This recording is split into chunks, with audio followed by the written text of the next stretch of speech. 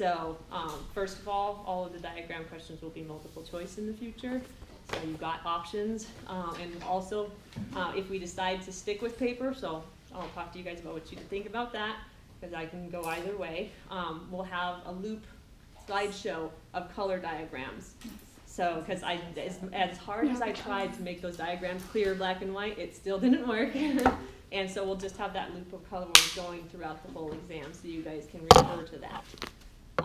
So that'll help with the exams in the future. I threw out 3 questions. Well, I guess one of them is the is a diagram question, so redo that one. But you always should get all the points back for that anyways, right? And I threw out one question, the one with the MRI, because I totally forgot. I told you I was not going to do that. Sorry. This is me being so incredibly exhausted I can hardly remember my own name. So we're just going to have to run under the assumption that I can't remember a thing I say. The question is, what was the answer for that? What if we got it right? Extra credit? What was the answer for that? The answer is radio waves. Radio waves. I knew that. So I read in the book that it said gamma rays. Oh, that's something else. That's nuclear nuclear. But that's what. And the radio waves pulse. Okay. Yeah. All right. So, Sure. anyway, so it was not a fair question to you guys, so I just am giving everybody points for that. So that way it keeps it fair and above board. One question was keyed wrong, and I was tired when I was making the key, so I switched that, and so that was corrected, and you guys all did really good on that one. That was everyone missed this. I know. I was like, what the heck? That wasn't that hard a question. I'm like, oh wait, yeah, duh. Which one? It was the one with the levator scapulae. Oh. Oh yeah, that was really easy. I switched the question as I was writing it a couple times. I was like, do I do it this way? Do I do it that way? And then I didn't update the key. So, it happens when you're tired.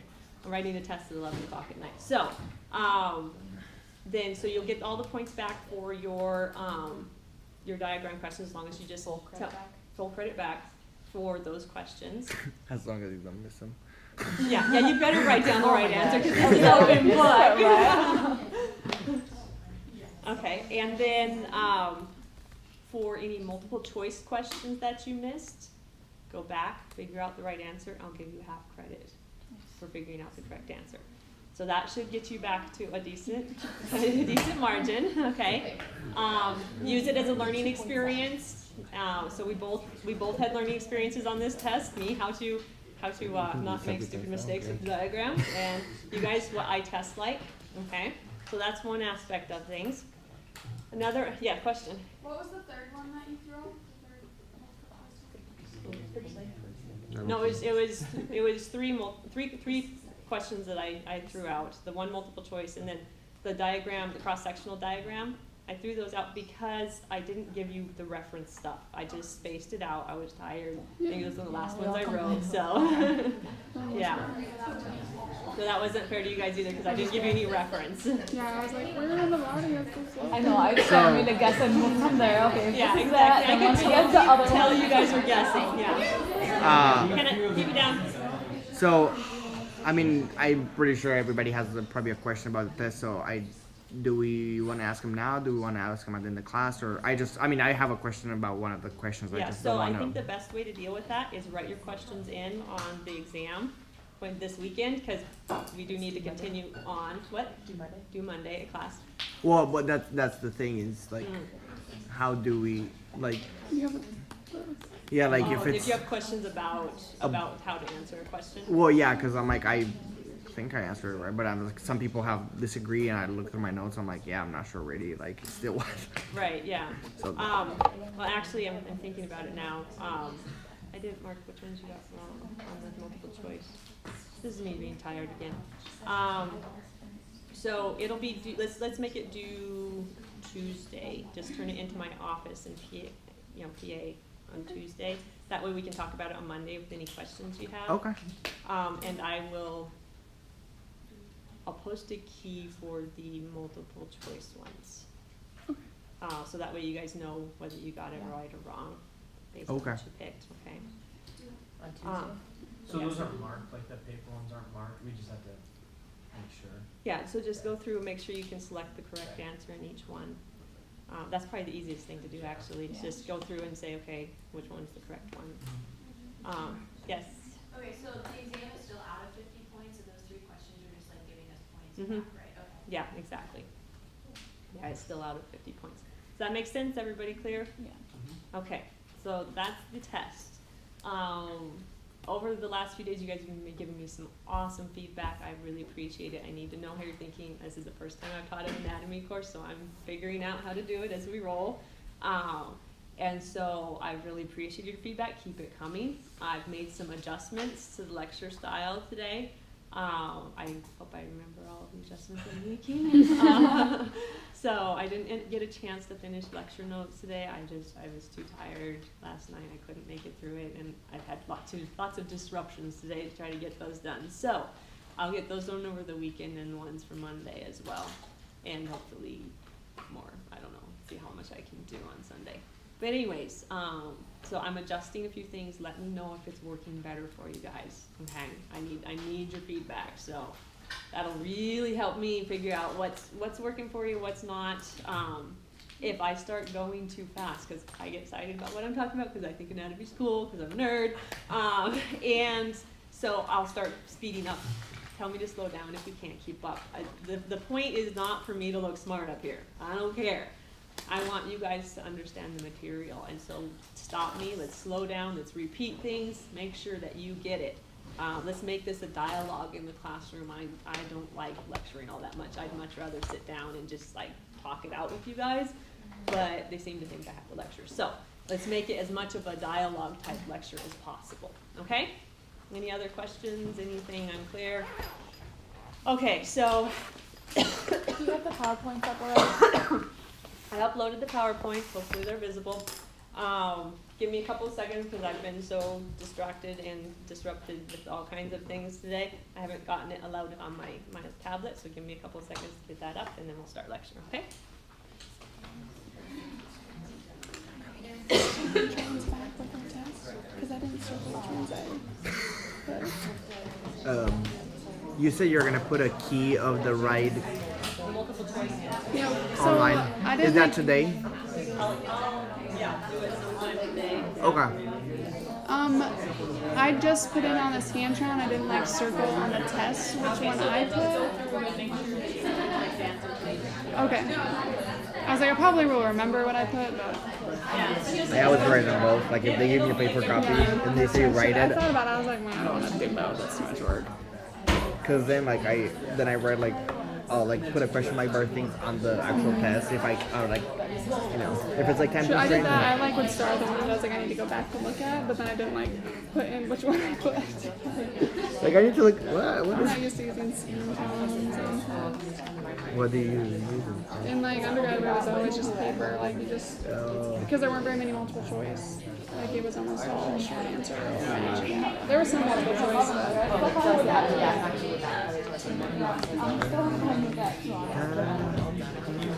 I like the abdomen.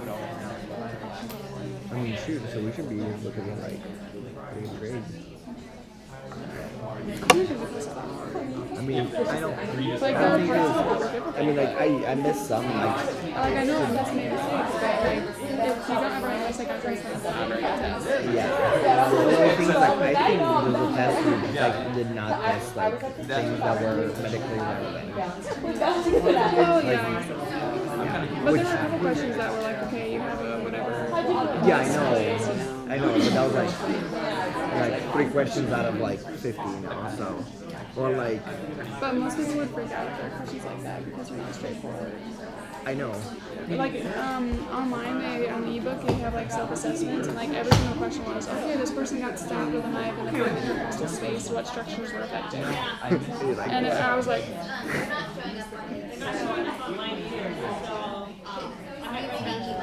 Did you log out of your Google Drive? Do you have to log out of it sometimes? I mean, that's what I have to do every single time I have to look at it. Oh, it still doesn't show it? Then never mind. Let me run back to my office and check it on my computer. That'd be faster. If it's not up, I'll email it. I'll be right back. Have you been able to see this thing? Like this I is all I haven't can, looked at it. this is all I can do. It's You just know. a It's just, PDF. well, yeah, but it's supposed to be that you're supposed to be. Yeah, and you're supposed to like press something. Yeah. But all I can do is like zoom in. I was like, Useful. let's see how bad of a headache you do that. I can't do that too long. Right. I'm just kidding. Look at Nebraska, they're like, no one. No one lives here except for in Omaha and Lincoln. Which one is worse? South Dakota? Yeah, like South Dakota's the Look at worst. Wyoming and like Montana. And No, North like, Dakota. It's like Aberdeen, that's it. Yeah, like that's like Nevada. Mostly. oh shoot. Yeah, like that's it. Like I never realized how bad Nevada was, but like there's like yeah, Las Vegas, and that's like I want to see like what's the national population distribution? Is it majority? It's like gotta be what, like 60% white or something? so in Nebraska is Oh, Nebraska. no, so I know, but in Nebraska, so west of Lincoln, there's one person per square mile. West of No, I Lincoln. want to know like national population, like what percentage are white, what percentage are black? Because like based on Oh, what I that looks like there's a see. whole lot more white people than there are. Oh yeah, no, yeah, you're And then, California. Like, yeah, Dude, look at all this. Like this is like very very populated. yeah compared to like I never realized how popular like Well, like even look at it compared to California. California looks like sparse. yeah like I mean maybe it's just because like people are like there's a There's lot so, of people like in there's- LA, yeah, you know, it's like so not proportional. yeah. But here, look how many people there are like everywhere. Everywhere. Yeah, like Kentucky or like Tennessee or like you know like who thought that this Like everyone lives everywhere, and it's also weird because like you drive down into like Missouri and yeah. Arkansas, and there's really not that many people. Like there's Yeah, a ton but of look- areas where no one lives. Yeah, but look at this. It seems like a lot more than all this. And then there's just that, like what's Yeah, like Denver. Shoot, look People at move that. over. I know. And then there's Denver, yeah. Yeah, it's like And the mountains. no one. Denver. It was like they're like hanging off like cliffs. Yeah, hanging out with. You have Portland. Yeah, this is pretty There's Sierra. Canada. No, This has like Canada and there's like yeah, like, oh. I know, I'm Because I'm like, is this Canada, state actually. Canada? Like it's like no, they're pretty. Well, and that's like you go down to Texas and it's all Hispanic. My sister lived in El Paso and like she was definitely the minority because it's all Hispanic. Like I'm white. Like, get some authentic food. Let's just get some pasta.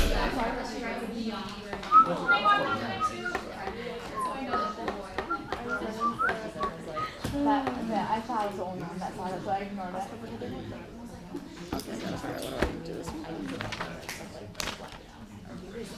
Oh look, I can see him without having to log out. It showed up. Yeah, first time ever. One thing's gonna work right today. Hopefully.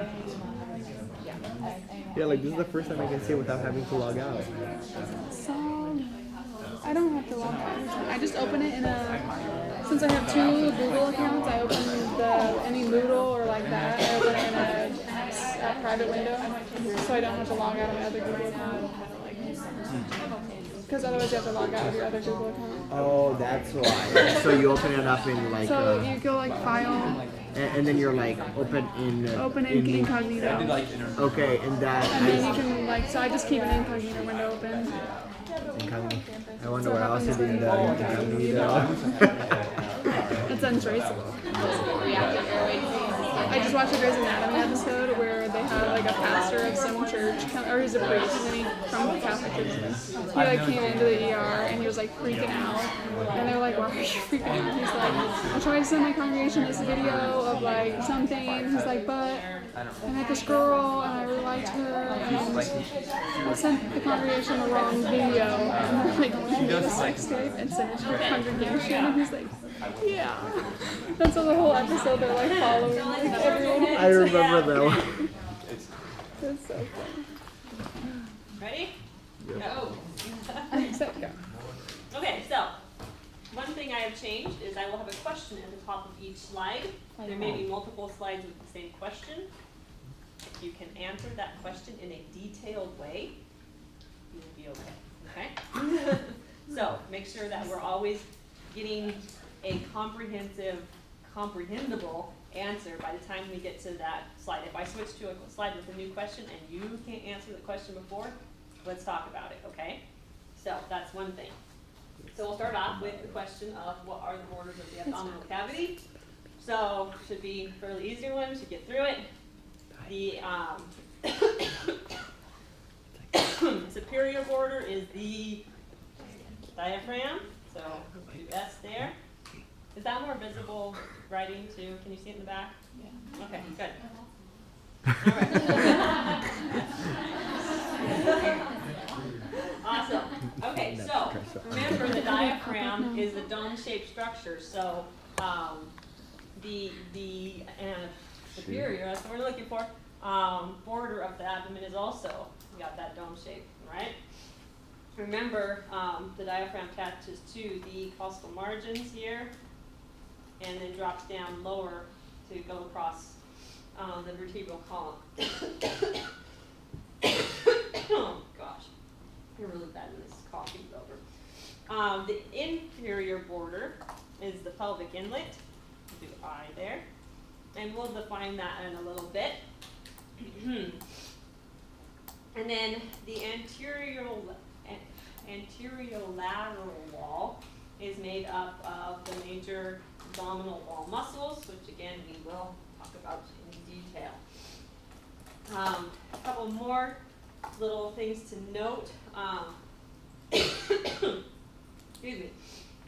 The inguinal ligament here forms a boundary between the abdominal cavity and then beginnings of lower leg structures, lower limb structures rather. Okay, so this would be anterolateral. All right, so let's go into a little bit more detail on some of those. So here is just another image of the diaphragm showing again the dome-shaped structure. It's having its border along the costal margin and then crossing over here the diaphragm at the what's the word I'm looking for? Vertebral column. Right there. And excuse me. You don't need to know all the arcuate ligaments. I'm not too worried about that, but just know that it crosses inferiorly on its posterior side than on its anterior side. Just get that general shape in your mind. Some of the posterior wall muscles are the quadratus lumborum and the psoas major.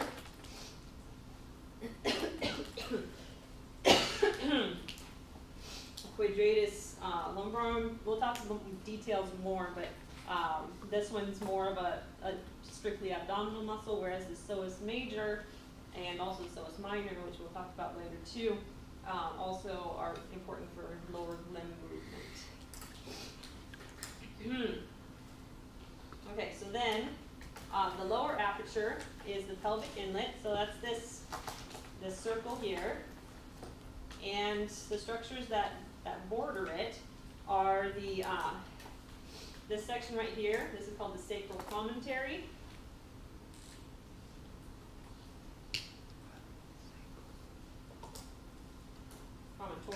Sorry.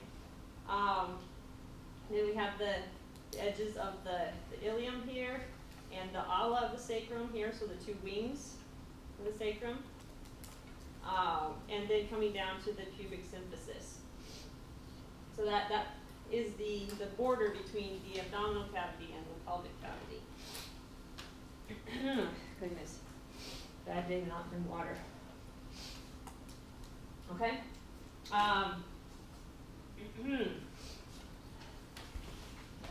And what did I do with that other picture? Oh, right. Now I remember what I was going to talk about. That order down.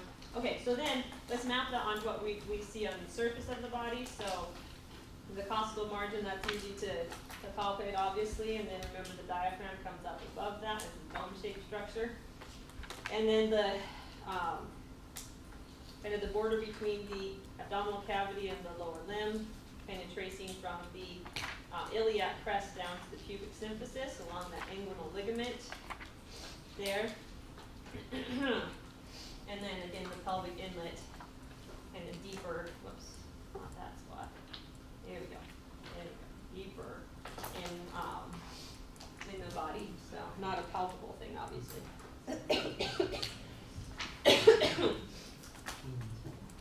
Okay. So everybody got that? We're good? Okay. So then let's talk about the abdominal wall. I kind of skipped over that before, but let's go back to it. So question, what is the skeletal elements? So it should be pretty easy. We have the lumbar vertebrae here.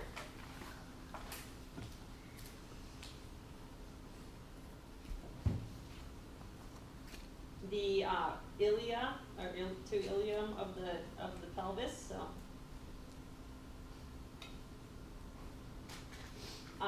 the rib 12 and the anterior portion of rib 11 also make up part of the abdominal wall. And then again the alar of the sacrum, ala of the sacrum.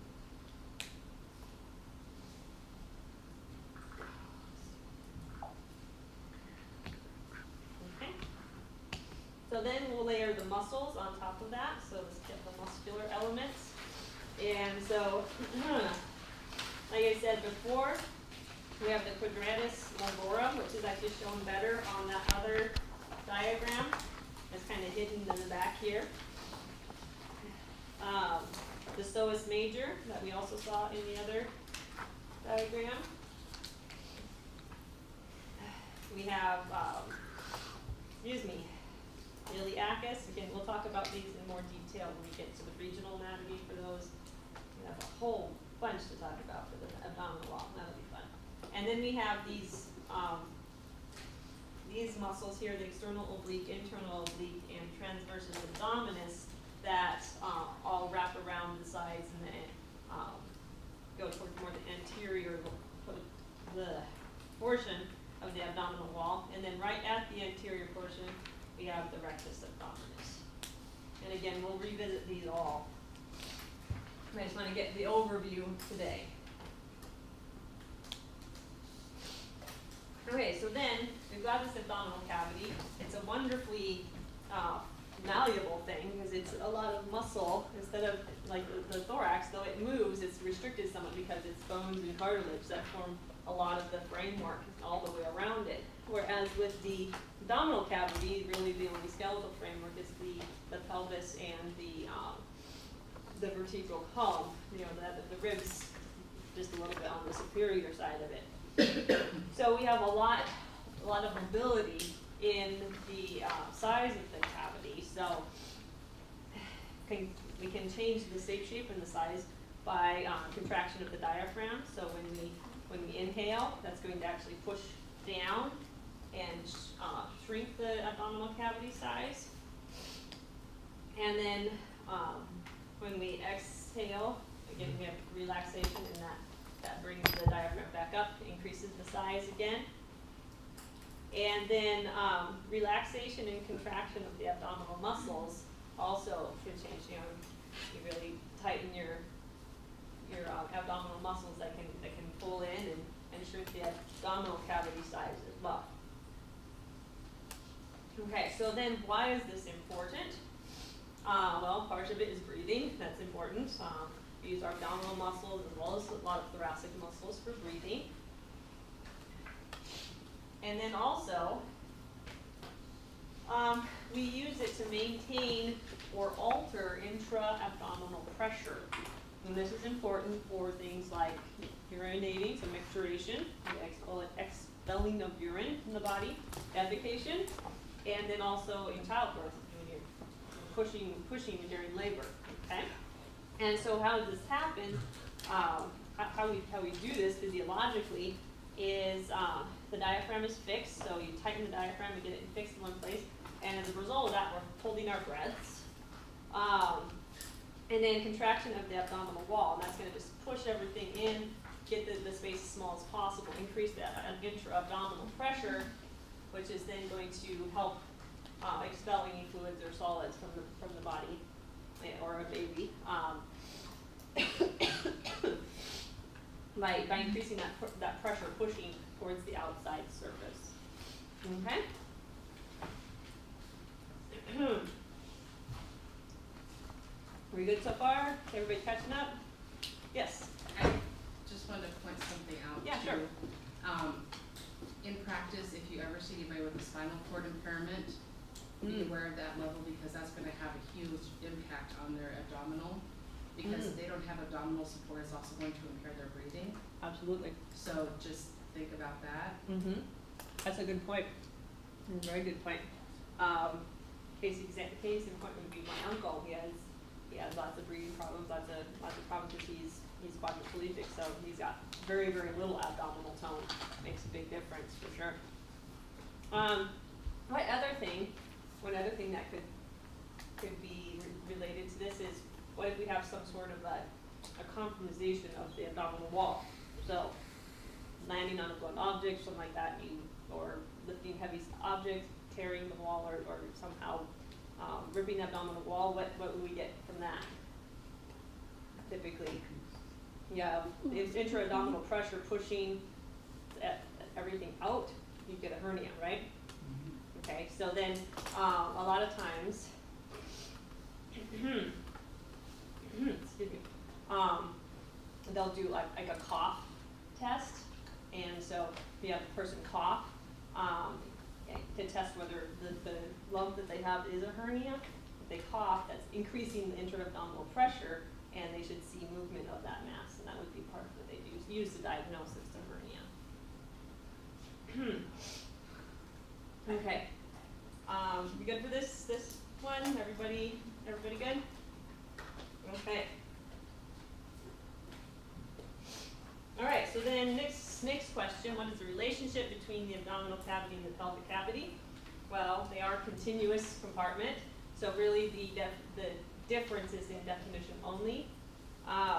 They do want to note that the pelvic inlet and the axis of the pelvic cavity is rotated, so you can see the pelvic inlet is coming from the superior part of the sacrum down to the pubic symphysis, so it's sloped compared to the axis of the abdominal cavity, which is more straight up and down. But even given that, most of the structures, there's a lot of structures that are continuous between the two cavities. So the major blood vessels going down to the pelvic region and the legs, continuous, which would be a good thing, The gastrointestinal tract is continuous through the abdomen and the pelvic cavity. Ureters, the peritoneum.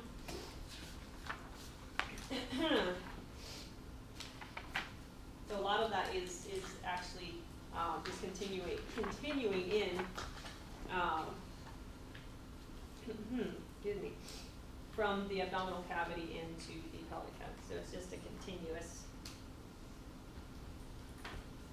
rather than separated like the abdominal cavity is from the thoracic cavity. Okay.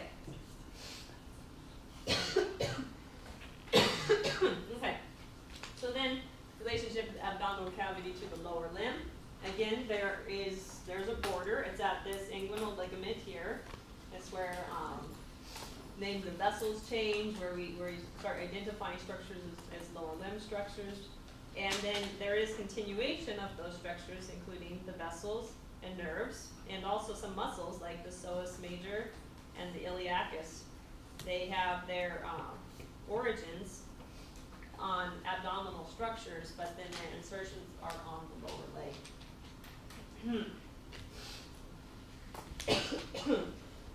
Excuse me.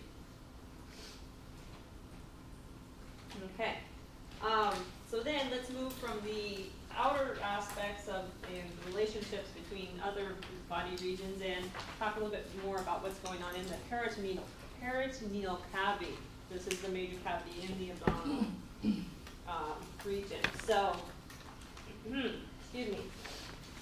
The peritoneal cavity is defined by the region that is lined with peritoneum, which is the major membrane covering both the abdominal wall and then also covering the visceral organs, which we'll cover again in a moment. Most of the visceral organs are suspended within a network of membranes called the mesenteries, and these are called intraperitoneal organs.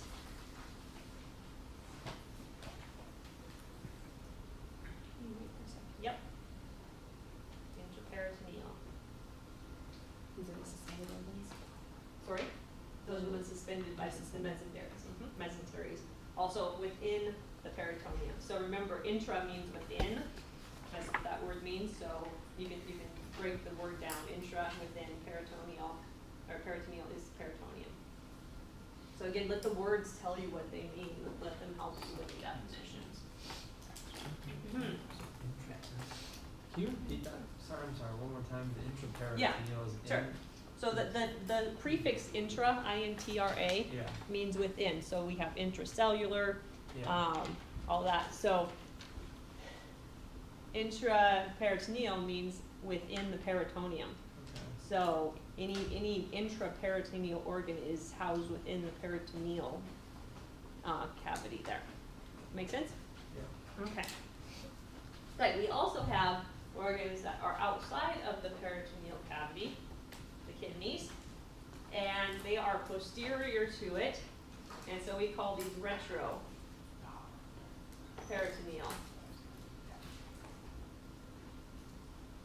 organs, as they're behind it, outside of the sac itself.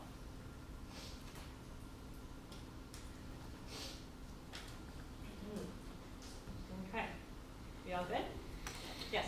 So only the intraperitoneal organs are suspended by mesenteries? Mm-hmm. Okay. Yeah, the kidneys are actually adhered to the what's the word? Abdominal wall. Yep. Okay, good. All right, so then this should be a nice easy question. What are the major organs in the abdomen? You guys tell me. Liver, stomach, Liver, stomach, good. small intestine, Small spleen, intestine, gallbladder, spleen. Yep. Large Colon, don't intestine. forget that large one. intestine. Pancreas, yep. Good. Don't forget kidneys, even though they're not peritoneal, Yeah. they are in the abdomen. Do you want colon and large intestine in? Colon is probably what we use for this class. Okay, good. That's a nice easy question. Check. What happened? You do? Come back. Duodenum is easier to say. Okay, there we go. That's the correct one. Duodenum. Better to do hot drop. Depends if Okay, so you're, then, if you're, as, if you're talking just like about we had in the it thorax, we have, Latin, then points of reference or lines of reference. So in the thorax, it was the T4, T5 line. Well, here in the abdomen, one of the ones that's important is the L1 line plane, or the transpyloric plane. And that runs right along the inferior margin of the L1 vertebra.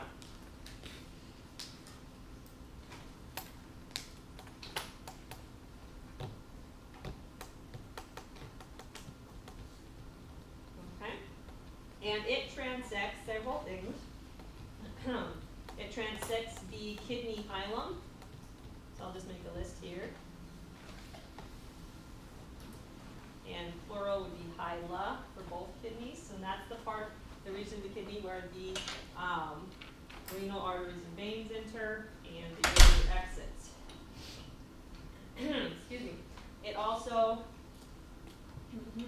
transects the neck of the pancreas.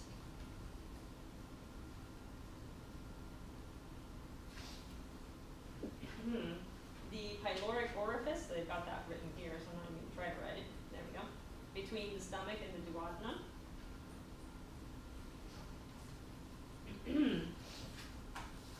And shown on the next slide, so we'll just go to the next one. It also transects the location of this, where the superior mesenteric artery emerges from the abdominal aorta. So kind of a helpful little line. Now relating that to other structures, it's at the same level as the end of the ninth costal cartilage. And it's also approximately halfway between the xiphoid process and the umbilicus or belly button. So, give you some references for where it might be. Mm-hmm.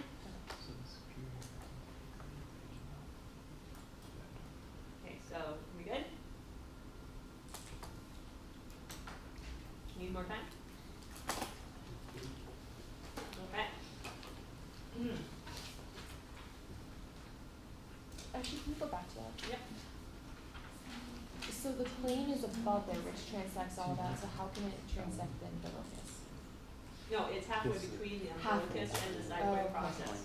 That just kind of gives you a surface reference, yes. Also, I don't know this. You said that it also marks the location of where the superior mesenteric artery emerges from. So Or the abdominal. You did. Yes. Is that what happened when you got in half? Yeah, you die. Why? Because they cut Because it cuts Yep, go for it. it cuts the kidney. That's why you die. Oh, kidney, you're dead. Yeah. Other than that, you survive. But the brain kidney.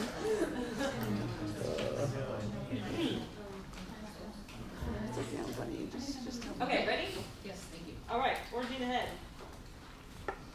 All right, so then let's revisit the main membrane. So I already mentioned them briefly, but let's go for it again. So we have the parietal peritoneum, and this lines the interior aspect of the abdominal wall.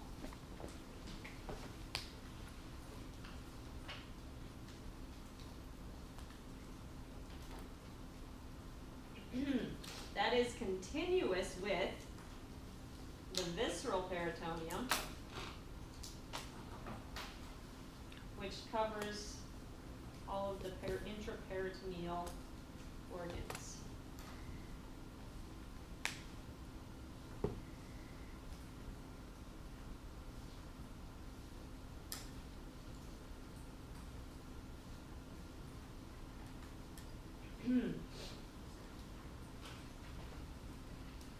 Then we also have the dorsal mesentery here and the ventral mesentery, which also connect and support and suspend the intraperitoneal organs.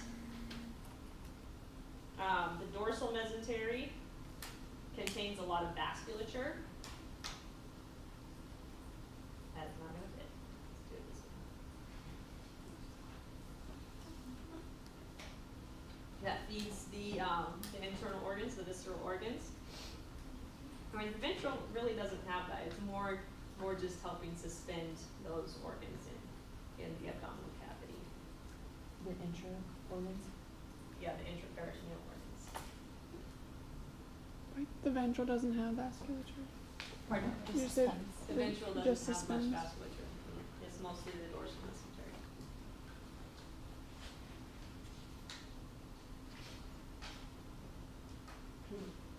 Okay, we good?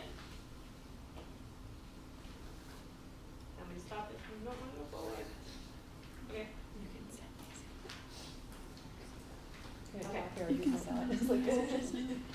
No. All right. All right, so that is the mesentery. Okay, switching thoughts again. So then one of the structures that is important is the inguinal canal. So that's a canal that's right along the groin area, right along the location of the inguinal ligament.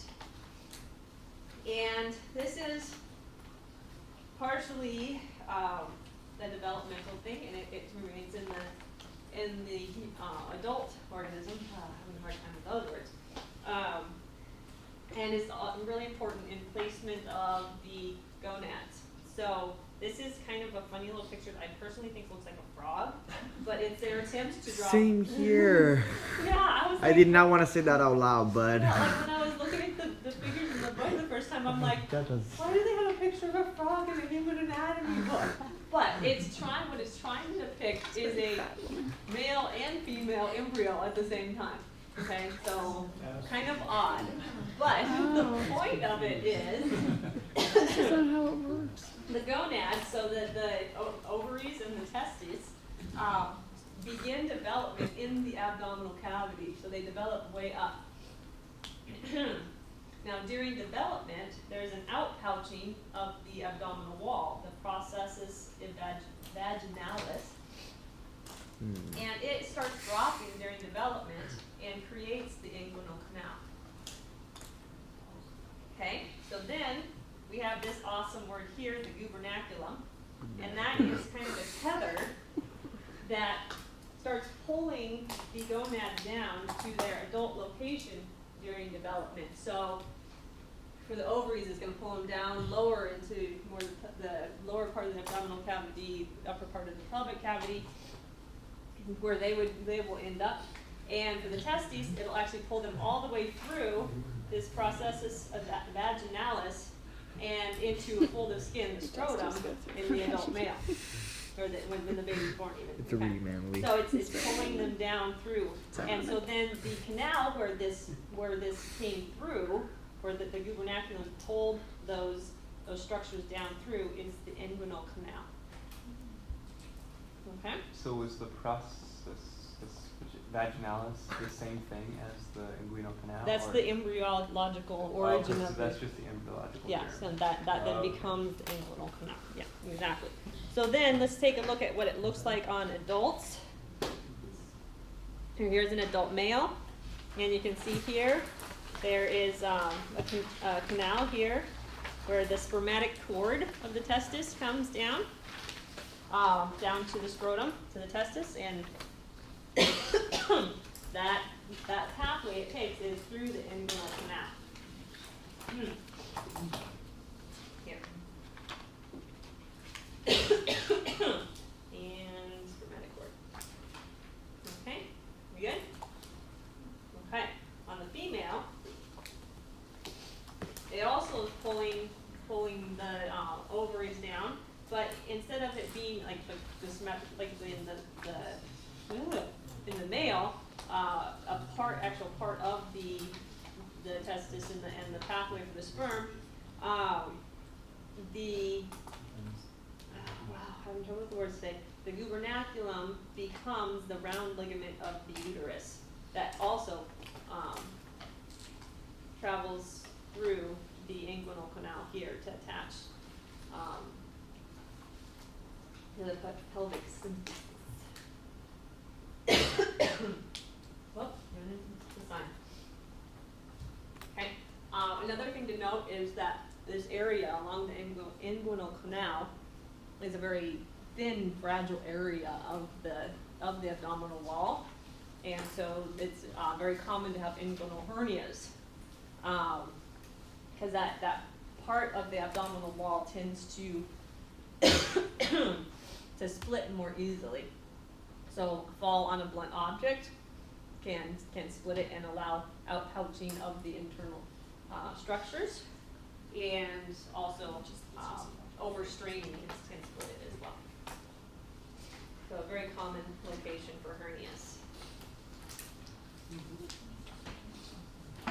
All right. So then next question, what's the overall structure of the arterial supply to the abdomen? So you started learning that in lab last night. I can't believe it's really just last night. Seems like a while ago. So we have the abdominal aorta here, and coming off of it, we have the main branches here, and those are called the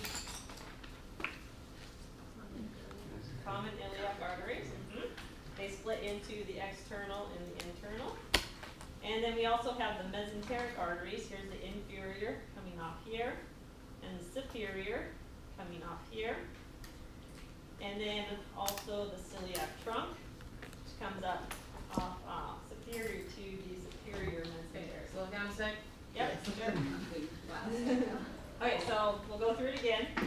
Celiac trunk is the most superior of the major branches coming off the abdominal aorta. Can you Aorta. erase and restart?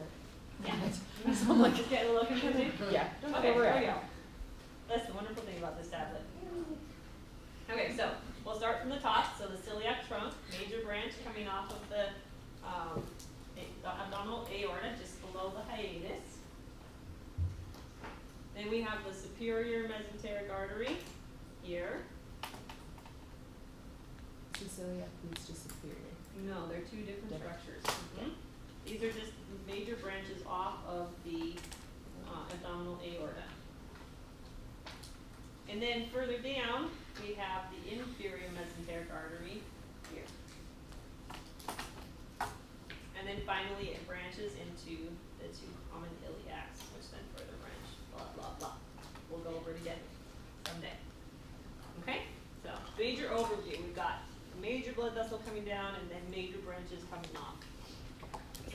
This is And the then we'll internal and that's we'll the get into the external. details of that So later. the common iliac like keeps going into the external. Okay, we were good for that? No, So I mean, right. like it changes, but like Once you, yes, but once you get yeah, here, then it's it's cold well, external. Yeah, let's stop there then. That was much better. Okay, how was that? I like the question. Okay, this is good. we feel